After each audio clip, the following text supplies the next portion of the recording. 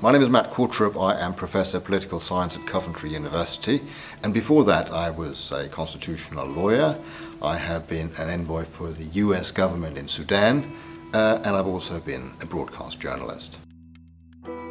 I'm in Australia to talk about referendums, which is my speciality, and also to talk about Brexit, which is a phase that my country is going through, which is not necessarily going to plan.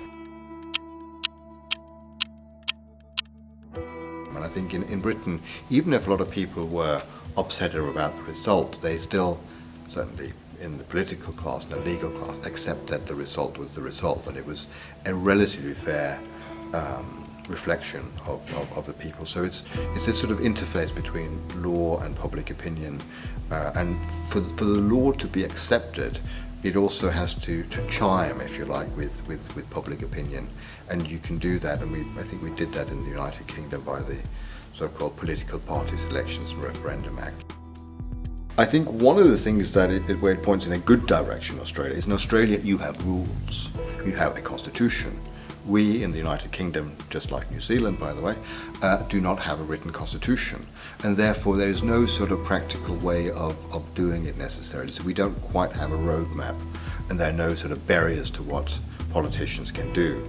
In Australia it's very regulated by law. You can only have a referendum, I think it's Article 128 of the Constitution, when you are, and then you can have the plebiscites of course, but it's quite organised and regulated.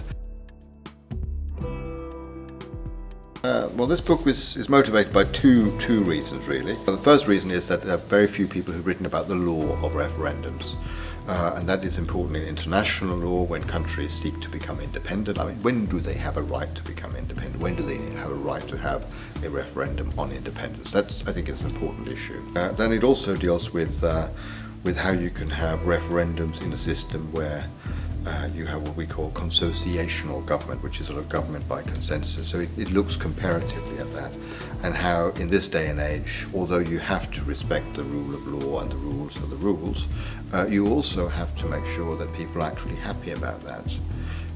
Now people say, well, you can't have democracy without the rule of law, but equally you can't really have the rule of law without democracy. So you need to find a way of balancing the two, and that I think was the reason why I was motivated to write this book.